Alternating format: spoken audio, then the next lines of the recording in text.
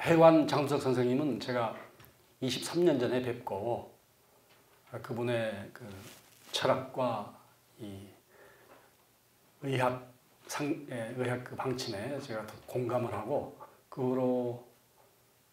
그 방침대로 생활을 해와서 병 없이 건강하게 잘 지내고 있습니다. 다시 한번 고인의 명복을 빕니다. 그리고 그 고인의 유지를 받들어서 이런 그 좋은 행사를 주관하고 계시는 아드님 이사영님께도 감사드리고 또 이상재 선생님에게도 감사의 말씀을 드립니다. 지난 겨울에 우리 전 국민이 들고 일어나서 정권을 교체했습니다. 그때 우리 국민들의 요구는 단순히 정권 교체는 아니었다고 생각이 됩니다. 이 적폐, 우리 사회에 쌓인 적폐, 이거를 없애자라는 요구였다고 생각이 되기 때문에 지금 정권이 교체가 됐지만 우리가 잠시도 방심할 수 없는 그런 상황이라고 생각이 됩니다.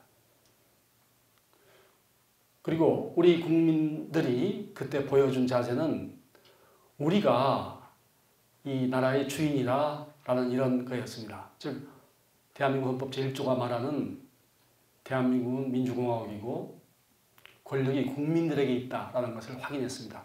즉 나라의 주체가 우리 국민, 사람이라는 걸 보여준 것입니다. 즉 이번 정권 교체의 의미는 우리 국민들이 자기가 주인이라는 것, 주체라는 것을 확인했다는데 저는 큰 의미가 있다고 생각합니다. 그러면 이 주체성이라는 것은, 주인의식이라는 것은 헌법 제1조에 나와 있지만 우리 모든 인간 생활, 우리 사회 생활에서도 이게 기본이 되지 않으면 안 되는 가치입니다. 주체성, 주인의식. 주체성, 주인의식이 없으면 자발성도 없어지고 자존심도 없어집니다. 그래서 이번 우리 민중들의 의거는 주체성을 확인하고 그리고 그것을 자발적으로 했다는 점. 그래서 우리의 자존심을 회복하는 계기가 됐습니다. 근데 저는 이 주체성, 자발성이라는 게 보건의료 분야에서도 저는 마찬가지로 중요하다고 생각이 듭니다. 우리 국민들이, 우리나라 사람들이 지금 보건의료 건강 이 면에서 주체성을 잃고 있다는 것입니다. 이거는 헌법 정신과도 굉장히 어긋나는 일입니다. 단순히 이게 무슨 치료비의 문제가 아니라고 생각합니다. 그리고 이렇게 우리가 의료 주체성을 잃고 몸이 병들고 그러면서 엄청난 의료비를 지출하고 이러는 것은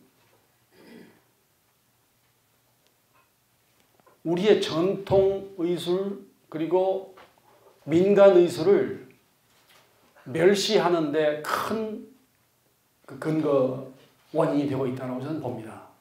그래서 저는 법적으로 볼 때 이러니 전통 민간 의료, 민족 의료 이런 것들을 왜 이렇게 하대 멸시해가지고 결국은 우리의 건강과 몸을 이렇게 스스로가 주체가 아닌 상태로 만드는가 그 원인에 대해서 말씀을 드리고 이걸 어떻게 격파할 것인가 이것도 적폐의 청산이라고 저는 생각합니다. 우리 사회가 정치, 경제, 사회 모든 문화에 있어서 사대적 이런 상태에 놓여 있다. 그리고 이거는 우리 법 정신에도 맞지 않는다. 그리고 그 법이 잘못되어 있다. 이 얘기를 제가 잠깐 그렇게 드리려고 합니다. 우리 교재를 제가 보면서 좀 말씀드리겠는데요. 이 우리 헌법이 지향하는 그 인간상은 전체 속의 어떤 부품도 아니고 또 독불장군 외톨이를 또 상징하지도 않습니다. 개인과 전체가 조화되는 속에서 어떤 그 주체성을 유지하는 그런 인간상입니다. 그래서 우리 헌법 전문에도 보면 자, 이 11페이지인데요. 우리 국민은 자율과 조화를 바탕으로 능력을 최고도로 발휘하게 하며, 그래서 이 자주적 인간상이 헌법 제11조에 나와 있습니다. 자주적 인간. 그래서 제10조에서는 그렇게 함으로써 인간의 조성과 가치를 우리가 최대의 목표로 가져야 한다라고 되어 있습니다. 그렇다면 개인은 모든 방면에 있어서 자율적으로 스스로 문제를 해결하라. 이게 기본입니다. 자주성, 주체성, 자율성입니다. 그래서 이거를 못할 때는 이웃이 또는 국가가 해준다는 겁니다. 이거를 법에서는 이걸 보충의 원칙이라고 합니다. 개인이 할 수 있는 것은 자율적으로 맡기고 그걸 못할 때 사회와 국가가 한다는 것입니다. 이게 우리 헌법이 상징하는 인간관입니다. 그래서 의료보건 문제도 이 헌법이 상징하는 인간관에 바탕을 둔다면 의료보건도 자기가 해야 된다는 거예요. 이게 스스로. 그리고 이게 우리의 건전한 상식에 맞죠. 남에게 의탁하지 말고 스스로 문제를 해결하고 안 될 때 남의 도움을 받는다는 겁니다. 그래서 헌법 15조에 보면은 모든 국민은 직업 선택의 자유를 갖는다라고 되어 있습니다. 지금은 자기가 자기 몸을 다스리는데 그 다스리지 못할 경우에 다른 사람이 그걸 해줄 수 있다. 그러니까 의료인, 의술인이 돼가지고 남을 해줄 수 있다. 이게 이제 15조에 나와 있는 것입니다. 직업을 내가 택할 수가 있습니다. 남을 치료하는 직업을 내가 택할 수가 있어요. 물론 우리 법이나 판례에 보면은 이 남을 치료하는 행위는 아무나 할 수 없게 되어 있습니다.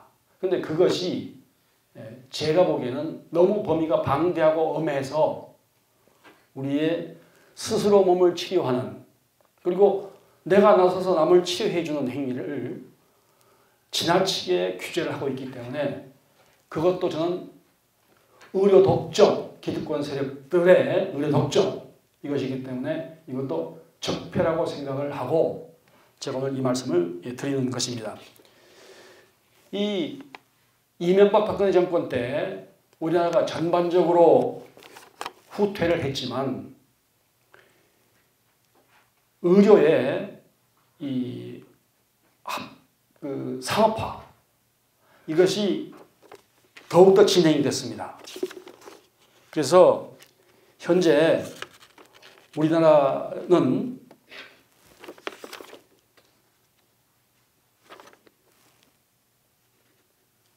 공익을 위한 의료는 거의 바닥 수준이죠.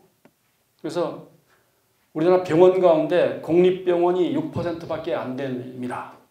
철저하게 사립병원 중심이에요. 공익의료가 거의 죽었고, 그러다 보니까 사립병원들이 수익을 올리는데 몰두하고 치료는 부차적인 것이 되어버렸습니다. 또 우리가 좋아하는 CT, MRI 촬영도가 세계 최고에 달하는 치료 영리 중심 국가고, 예방의료, 주치의 이런 제도는 거의 최하입니다. 그래서 현재 우리나라 의료 시스템을 보고 국가가 국민의 건강을 버렸다라고까지 얘기를 합니다. 그러니 서민들의 입장에서는 자기 몸을 스스로 치료하는 방법을 찾아야 되는데 주위에서 누가 전통 민간 의료라고 소개를 해주고 그렇게 치료를 하고 이래야 우리 본래 이 생활 습속에 맞는데 옆에서 누가 그런 걸 도와주다가 금품을 받거나 하면 이게 의료법 위반으로 처벌이 된단 말이에요. 그래서 우리 장두석 선생님이나 김남수 선생 같은 분들이 굉장히 고통을 겪는 거예요. 그래서 남이 아프면 내가 가서 도와주고 이러는 것이 전통이고 미덕인데 그게 중지가 되고 몸이 아프면 바로 약국이나 병원으로만 가야 되는 그런 상황이 된 거죠. 그래서 의료 건강의 주체성도 잃었고 옆에서 도와주는 전통도 잃었습니다.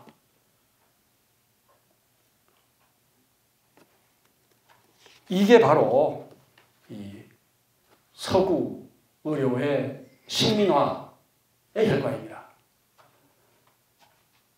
그래서 우리 의료법을 보면은 이렇게 남을 치료해주는 행위를 할 수 있는 사람이 정해져 있습니다. 보건복지부 장관의 라이센스를 받은 5부류만 의료행위를 할 수 있고 그게 뭐냐? 의사, 치과의사, 한의사, 저산사, 간호사 이 5부류만 의료행위를 할 수 있습니다. 따라서 이 의료 면허를 받지 못한 사람은 남을 치료해주면 안 됩니다. 그래서 과거에는 우리가 접골사, 침염사, 안마사, 그 다음에 그 유도 선수들, 유도하던 사람들이 접골사, 이런 것도 있었고. 근데 이런 것들이 모두 5.16 군사 쿠데타 이후 전부 폐지됐습니다. 그리고 일부는 한의사에게로 가고, 한의사들도 이 군사 쿠데타 이후 전통의학 폐지에 덕을 본 거예요. 그래서 한의사들이 지금 접골사, 침염사의 부활을 반대합니다. 한의사들도 이미 기득권이 됐습니다. 그런데 이러한 의료법상의 이런 면허제도는 어떤 문제가 있느냐면은 우리가 사회생활을 할 때 질서 유지를 해야 될 필요는 있죠. 그래서 우리 국민들에게 자유가 있습니다만은 현행 헌법 제37조 제2항에 보면 모든 국민의 자유와 권리는 질서 유지나 공공복리를 위해서는 제한할 수 있다라고 되어 있어요. 그래서 의료법에서 이 치료 행위를 질서 유지나 공공복리를 위해서 제한을 하는 거예요. 근데 그 취지를 우리가 나쁘다고 할 수는 없습니다. 왜냐하면 국가가 할 일이 질서 유지와 공공복리를 위한 어떤 그 통제, 이거는 필요하기 때문에. 근데 의료 행위를 이렇게 규제를 하는 것은 어떤 문제가 있느냐면은 전통적으로 우리는 다른 사람을 내가 아는 게 있으면 가서 도와줬습니다. 도와주고. 뭘로? 약물, 마사지, 여러 가지로 도와줬죠. 그런데 그 현행 법에 의하면은 원칙적 금지, 예외적 허용 이렇게 되어 있습니다. 그러니까 치료행위는 원칙적으로 금지됩니다. 예외적으로 5부류의 사람들만 하라는 거예요. 근데 선진국으로 갈수록 그 반대입니다. 모든 사회 분야에서 원칙적 허용, 예외적 금지입니다. 이것을 바로 그러니까 네거티브 규제라고 할 수 있습니다. 사회활동은 원칙적으로 누구나 해. 근데 특별한 경우에는 하지 말아라는 거예요. 질서 유지와 공공복리를 위해서. 근데 우리나라 의료법은 원칙적으로 하지 말아라는 거예요. 의료행위 원칙적으로 하지 마라. 대신 5부류만 하라라는 이런 이 포지티브 규정입니다. 이게 그 전형적인 독재국가, 권위주의 국가의 통제 방식으로 일제시대의 잔재입니다. 일제시대의 잔재예요. 일제시대 때는 일본이 조선을 이 한국 사람들은 사람으로 보지를 않았거든요. 사람으로 보지 않았습니다. 자기들은 선거도 했어요. 자기들은 국회의원 선거가 있었습니다. 한국은 선거 제도가 없었습니다. 이 조선 그겁니다. 그래서 우리도 앞으로는 원칙적으로 허용을 하고 예외적으로 금지한 이 네거티브 규제로 가야 이게 세계의 흐름인 것입니다. 선진국들은 다 그렇게 하는 거예요. 그런 뜻에서 이 현행 의료법은 구시대적인 것이다라고 생각이 됩니다. 우리나라 헌법재판소 판례도 보면은 1995년 판례에 이 누구나 의료행위를 하게 하면 공공의 손실과 위험이 발생할 수 있기 때문에 이 주관적 요건을 가지고 의료행위를 허가, 불허가 하는 것은 비례의 원칙, 정도가 지나치지 않는 한 합헌이다라고 판결을 내렸습니다. 95년에. 근데 저는 이 판결에 문제가 있다라고 보는 거예요. 과연 5종류의 의료인 이외의 사람이 의료행위를 했을 때 생명이나 건강의 위험이 발생할 우려가 훨씬 더 크기 때문에 활동할 기회를 주지 않는 것이 타당한가? 또 그런 위험이 발생했을 때 사후 처리하는 방법, 책임 추궁이 과연 불가능한 거냐? 이 점에 저는 의문이 있습니다. 돌이켜보면 우리 인간들은 옛날부터 다양한 방법으로 사람들을 치료하고 건강을 유지해왔죠. 침, 뜸, 각종 약초, 안마, 단식, 심지어 굿 이런 것들이 오랜 전통이었습니다. 지금도 많은 나라에서 이걸 쓰고 있죠. 근데 그게 우리나라에서는 전반적인 금지 사항이 된 거예요. 전반적인 금지. 근데 이게 이제 서구식이죠. 서구의 유산. 19세기까지도 서구는 의료업이 다양했다고 합니다. 근데 1920년대, 30년대에 미국과 유럽에서 의사협회가 로비를 해가지고 의과대학을 나오지 않으면 의료행위를 못하게 딱 만듭니다. 의사들을. 독점 체제를 만든 거죠. 그리고 나머지는 이제 불법화한 거죠. 그게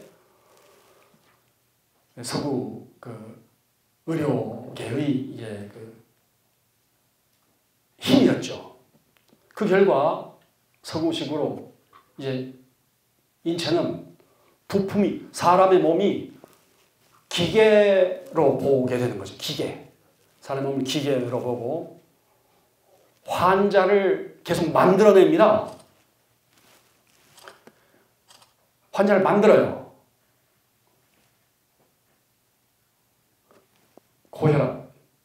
고혈압 기준이 점점 내려오지 않습니까? 전에는 160 이상을 고혈압이라고 했는데 요새는 140이 고혈압이에요. 그러면 이 고혈압 환자가 10이 내려올 때마다 환자가 전 세계적으로 수천만이 늘어나고 환자가 만들어지는 거예요. 그러면 의사와 약국이 떼돈을 버는 겁니다. 제약업자를. 지금 드디어 이제 고혈압 그게 120 이렇게 내리려고 그러죠. 자꾸 내립니다. 예비 고혈압 환자. 저도 혈압이 한 140대거든요. 약을 먹어야 되는 거예요, 이게. 근데 저 안 먹습니다. 조금 이따 이거 130, 120으로 내리면 아마 여기 계시는 분들 전부 약 먹어야 됩니다. 이게 바로 이 서구 자본가들의 농간이죠. 예. 그래서 이 자본의 농간 이거가 워낙 강해서 이제 뭐 이게 GMO 우리 반대 운동 열심히 하셔야 되는데 이걸 과연 우리가 정말 얼마나 힘들게 싸워야 할지 걱정입니다. 그죠? 그래서 현 정부도 새로 출범을 했는데 성공하기를 우리가 간절히 빕니다만은 이 자본과의 투쟁 이거를 이겨낼 수 있을지 걱정입니다. 우리 같이 그래도 힘을 내서 마지막 기회니까 싸웁시다. 그래서 요컨대 서구 의학에서 기계적 과학적 검증이 가능한 것만 의술이다 라고 보는 그 시각 그리고 나머지 전부 배제하는 이것이 오늘날 우리 전통 민속의학을 모두 백안시 불법시하는 결과를 낳았다고 생각이 됩니다. 근데 이제 저는 이거를 일종의 과잉기법이라고 보고 이거를 이제 극복을 해야 된다. 저는 이렇게 생각이 됩니다. 정작 그 의과대학 제도를 도입해서 배타적인 지위를 확보했던 미국, 유럽의 경우를 보면 이른바 대체의학인이 이래가지고 민간 의료를 굉장히 도입을 많이 했죠. 합법화한 거죠.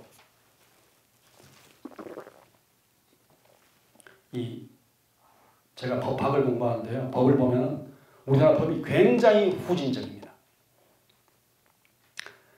지금도 우리나라에는 국가보안법이 있어가지고 국민의 정신을 국가가 검열하죠. 검열하죠. 그것도 하고 노동조합이 파업 투쟁을 하면 노조가 파업을 해서 회사가 손해를 보겠죠. 그럼 그 손해 비용을 노동자에게 뒤집어 씌웁니다. 이런 나라 없습니다. 파업하면 공장이 못 돌아서 생긴 그 피해를 노조에 뒤집어 씌우는 나라 우리나라밖에 없어요. 아주 야만적입니다. 그 다음에 미국은 작년인가 재작년에 동성애를 부부 혼인을 허용했습니다. 그러니까 제가 뭐 그런 것들 사례들이 이 의료 이쪽도 우리가 참 앞으로 투쟁을 많이 해야 될 거라는 그 얘기입니다. 그래서 도리어 그쪽은 대체요법 이걸 활성화시켜가지고 미국의 그 각종 의료 한국인들 거기 가가지고 뭐 침사, 구사, 침구사, 접골사 많이 하는 거 아시죠? 근데 돈은 많이 못 번다고 합니다. 근데 일단 개방이 돼 있어요. 그 다음에 독일에서도 뭐 수치료, 뭐 물치료, 사혈요법 같은 것도 합법입니다.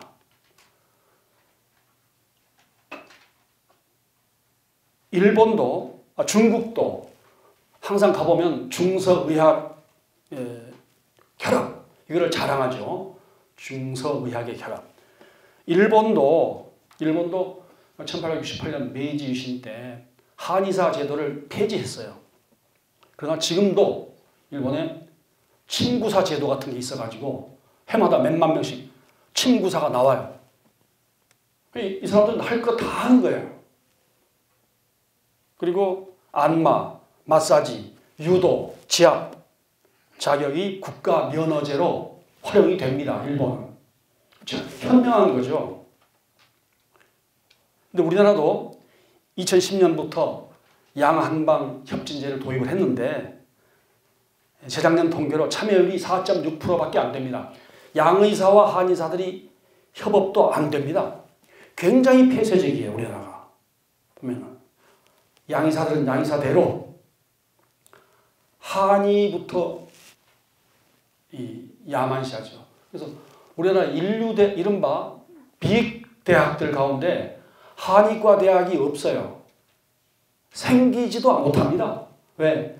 그 대학에 의과대학이 있는 양의들이 반대하기 때문에 서울대 한의과대학 이런 거 절대 못 생깁니다. 날 총장 쫓겨납니다. 쫓겨나.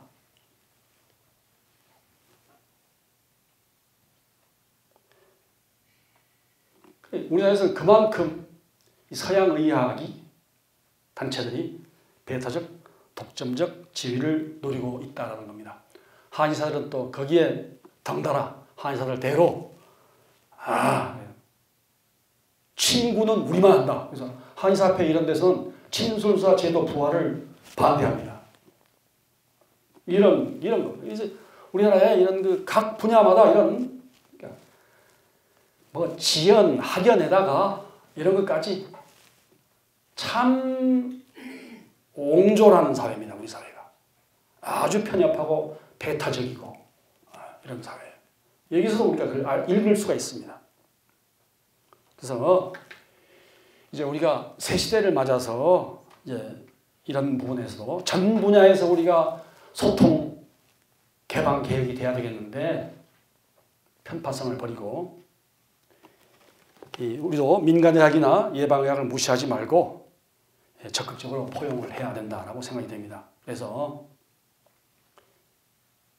이 양의사들이나 한의사들이 우리 전통의료를 비하하면서 꼭 하는 얘기가 이 민간 전통의료는 비과학적이고 즉 돌팔이들이기 때문에 안 된다는 거죠. 그러나 이 우리나라 국민들의 이 그 의학 상식 지식이 굉장히 높습니다. 요새 아주 많이 알아요. 많이 알고 따라서 옛날 같은 돌팔이들이 설칠 틈이 지금은 옛날보다 훨씬 좁아졌죠. 또 만약 돌팔이가 그렇게 했다 그러면 법적 책임을 묻는 방법은 이미 있습니다. 형법상 고의 또는 과실에 의한 치사상죄로 처벌이 가능합니다. 이건 물론 양의사들도 마찬가지죠. 또 민사상 손해배상을 받을 수 있죠. 그래서 이 기득권에 연연해가지고 이런 그 저렴하고 쉽게 할 수 있는 의료행위를 배척하는 의료인들과 정부, 학계 그리고 관련 업체들의 이 반성을 저는 촉구하는 것입니다.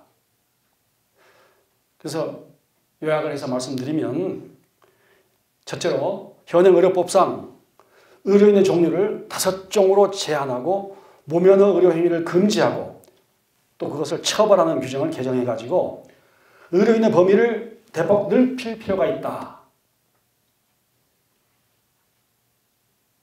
선진국들처럼. 그리고 그 부작용은 아까 말씀드린 대로 형법상 치사상죄 또는 민법상 손해배상으로 책임을 물으면 됩니다. 그래서